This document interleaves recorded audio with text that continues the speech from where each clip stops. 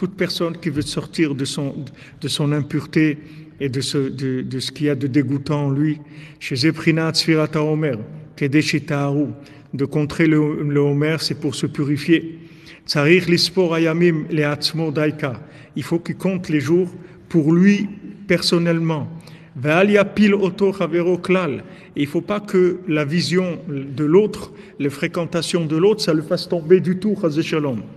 Zeus fartem lachem, vous allez compter pour vous. Lachem leatzmechem. Donc la Torah dit vous allez compter pour vous-même précisément. Ve'aven hetev. Et comprends bien, il dit Rabbi Nathan, comprends bien ça. Kayen shekatav Rabbeinu Zal al pasuk, comme ce que Rabbeinu il a écrit. Echad haya Avraham, il a dit Avraham Avinu, il était unique au monde, unique, c'est-à-dire que il se considérait comme quelqu'un d'unique, qu'il a son poste de travail dans la grande usine du monde, il fait son travail, c'est tout. Il regarde personne, il regarde pas les autres. Il ne vit pas en challenge avec les autres. Il ne vit pas en comparaison avec les autres. Sheikar itkarvut Avraham Avinu alav shalom l'Hashem yitbarach aliyah l'idée shechashav tamid shu rak echad ba'olam. Parce que le principal Rabbeinu il a dit comment Avraham Avinu il s'est rapproché d'Hashem, c'est parce qu'il a toujours pensé qu'il était seul au monde. Il était seul, c'est tout. Il s'est considéré comme quelqu'un seul sur terre. Imaginez-vous que vous êtes le seul être humain sur terre.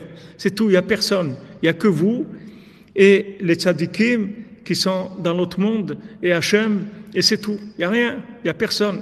Là, Avraham Avinu se considérait seul au monde, c'est tout. Je suis seul au monde. Donc qu'est-ce que j'ai à faire? Si j'ai mon programme à moi, mon menu à moi, mon fonctionnement à moi. Je suis seul au monde, c'est mon histoire, c'est tout.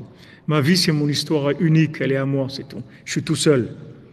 Vélo istakel al-shulmonea me'akev balbel. Il regardait personne qui l'empêchait ou qui lui faisait des difficultés ou qui le troublait. Et Béhémet, comme il existe, combien de difficultés qui viennent de gens qui sont des Réchaïm, qui nous attaquent, qui nous opposent, qui veulent empêcher la vérité de se répandre dans le monde, qui font des tentations et des attractions vers des choses négatives et qui se moquent. Il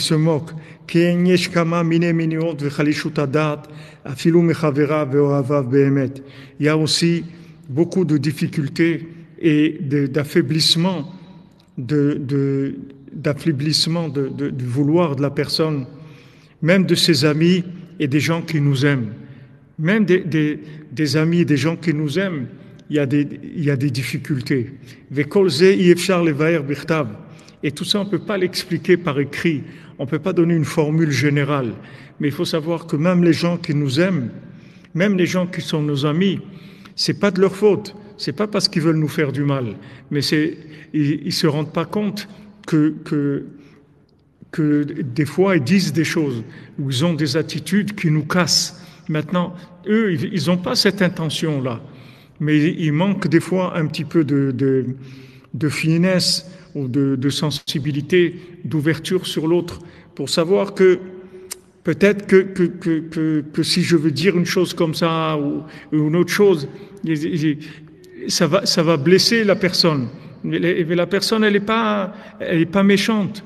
Voilà, des fois il manque de recul. Quelqu'un il vient, il sait que quelqu'un il n'est pas arrivé à se marier, etc. Il est en difficulté. Il vient, il lui dit, waouh, je vais te dire truc. Voilà, je me suis fiancé, c'est extraordinaire. Tu vois, j'ai trouvé truc et tout. Et maintenant il dit ça à quelqu'un que ça fait des années qu'il veut se marier, il n'arrive pas à se marier. C'est vrai, c'est son ami, c'est tout. Mais il y a des choses qui des fois qui peuvent casser la personne et l'autre il n'a pas du tout l'intention de la casser, mais on peut pas, il dit Rabbi Nathan, on ne peut pas donner une méthode pour ça parce que c'est très fin, mais on est cassé par des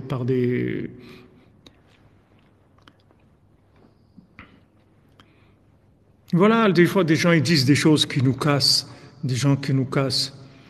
Des fois, vous avez fait des efforts énormes pour faire quelque chose. Vous êtes arrivé à le faire et vous dites ouais, Baruch Hashem, Hashem il m'a aidé, c'est super, je suis arrivé à faire ça et tout. Et la personne dit non, mais ça c'est normal, toi, de toute façon, tu es comme ça, naturellement, c'est-à-dire, il vous enlève tout même qu'il n'a pas une mauvaise intention, il ne veut pas vous casser, mais il vous casse quand même, sans vouloir. Il dit que c'est des gens qui nous aiment, c'est des gens qui sont proches, des gens qui nous aiment, et pourtant ils nous cassent. On ne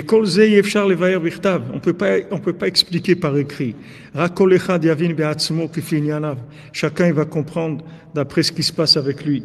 C'est pas sur ça qu'il faut se polariser. Ce qu'il faut développer en nous, c'est la résistance. C'est ça, la force de résistance. Il faut résister. Il faut se fabriquer une armure avec des arguments qui vont nous protéger contre toutes ces choses-là qui veulent nous casser. Même que les gens, ils n'ont pas l'intention de nous casser, mais ça nous casse quand même. Et d'après toutes les difficultés et toutes les cassures de morale, des gens qui nous cassent le moral dans le monde, il faut aller dans ce chemin-là. Il faut se dire, voilà, je suis seul au monde, en fait. Je suis seul au monde. L'Archov Keilu Yechidi Baolam. Il doit penser qu'il est seul au monde. C'est tout. En fin de compte, je vais me retrouver seul dans ma tombe. Il n'y a personne qui va m'accompagner.